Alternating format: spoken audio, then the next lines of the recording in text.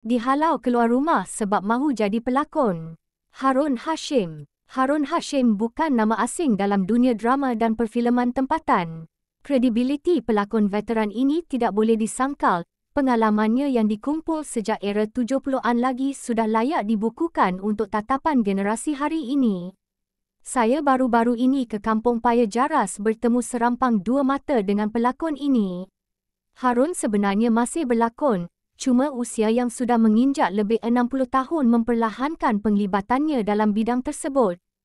Antara projek terbarunya adalah menerusi sebuah drama 26 episod untuk tayangan Awesome TV. Katanya, itu adalah selepas sekian lama tidak muncul di kaca televisyen. Berbelas tahun saya tinggalkan lakonan. Orang nampak semula kewujudan saya dalam bidang ini selepas saya muncul dalam drama pendek Kasih Ayah yang ditayangkan di YouTube sekitar 7 tahun lalu. Sekarang kesihatan saya mengizinkan, saya nak aktif semula. Tiada kerja lain yang boleh saya buat selain berlakon, katanya. Kata Harun, dia sedikit terkilan kerana sering ditawarkan watak yang sama, sedangkan dia masih mampu membawakan pelbagai watak. Itu antara kekecewaan yang diluahkan pelakon ini kepada saya. Nak kata puas, tidak. Sebab saya boleh bawa pelbagai watak. Tapi balik-balik yang datang, watak sinonim dengan orang tua seperti seorang ayah atau warga emas berstatus haji. Saya berlakon sudah lebih 50 tahun. Kalau diberi watak yang lebih mencabar, insya-Allah saya mampu bawakan dengan baik.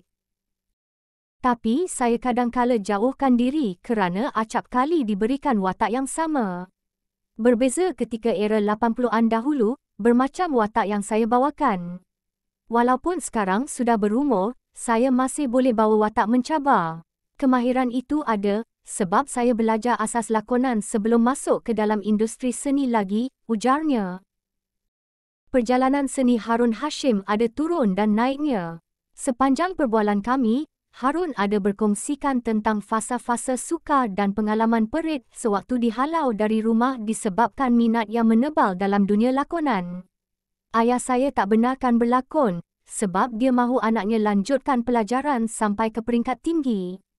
Saya dihalau dari rumah selepas saya suarakan hasrat untuk jadi pelakon, kain baju dicampak. Ketika itu, emak saya secara senyap duit shilling berjumlah RM17 yang dibalut dengan kain untuk dibuat belanja. Keadaan waktu itu memang sukar. 2 hari saya merempat, terpaksa tidur selama 2 hari di hentian bas Klang, kongsinya. Peristiwa pahit itu tidak sedikit pun mematahkan semangat Harun untuk mengejar impiannya menjadi pelakon. Berbekalkan wang pemberian ibunya, beliau berpindah ke Kuala Lumpur, bekerja sebagai pencuci pinggan di sebuah restoran. Saya bekerja di Zam-Zam restoran yang terletak di Masjid India dengan gaji sebanyak RM40 sebulan. Untungnya sebab makan minum ditanggung. Namun terpaksa bersusah payah, tidur bawah meja di restoran tersebut sebab tak mampu menyewa. Gaji yang diterima sebahagiannya saya berikan pada ibu, sebahagian lagi saya guna untuk tampung keperluan selain disimpan untuk digunakan sebagai bayaran untuk mengikuti kelas lakonan. 2 tahun saya hidup sebegitu, sehinggalah cukup duit simpanan RM70 yang saya gunakan untuk masuk kelas asas berlakon. Kalau diimbas semula memang sukar. Tanpa kepayahan begini kejayaan tak datang, ceritanya. Harun menyifatkan dirinya bernasib baik kerana perjalanan seninya menemukan dia dengan tokoh-tokoh dunia teater, perfilman dan drama yang hebat. Katanya dia bertuah kerana dapat menimba ilmu daripada insan-insan tersebut. Saya mengambil 3 tahun untuk belajar asas lakonan sebelum masuk ke dalam dunia teater. Hidup ketika itu masih susah. Saya tidak boleh buat kerja sambilan kerana penglibatan teater memerlukan komitmen sepenuh masa. Ketika itu terpaksa mengikat perut, tidur bawah kolong di tempat latihan teater. Disebabkan saya memerlukan wang, saya mengambil upah dengan kerja menjahit pakaian. Saya dibayar RM7 sejam. Saya beruntung kerana berpeluang menimba ilmu dengan orang-orang hebat seperti Omar Abdullah, Rahim Razali, Ahmad Yatim dan ramai lagi. Mereka adalah guru-guru teater yang sangat garang, membuatkan saya betul-betul belajar dan akhirnya berkemampuan menjadi pelakon berilmu, jelasnya. Harun menyebut tentang teater tegak lalang apabila disoal tentang pementasan pertama berbayar yang dilakonkannya. Teater itu dipentaskan pada 1979. Naskah tersebut diarahkan Datuk Nordin Hassan dan itulah kali pertama saya dibayar sepanjang penglibatan dalam teater.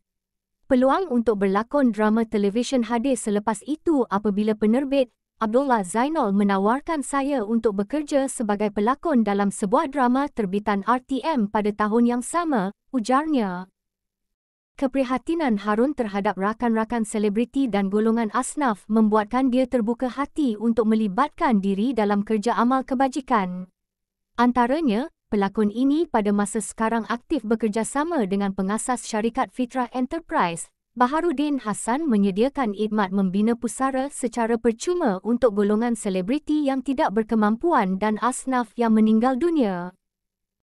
Antaranya, pusara selebriti yang kami sempat tolong binakan adalah pelawak abam dan pengarah, Pet Hanif. Saya buat kerja amal ini sebab saya tahu bukan semua artis kita berkemampuan. Ada yang hidup sebatang kara. Saya tahu sebab saya melaluinya. Dan pada usia-usia begini, saya nak membuat amal kebaikan. Lakonan bukan lagi perkara yang saya kejarkan. Kalau ada, itulah rezeki saya, katanya.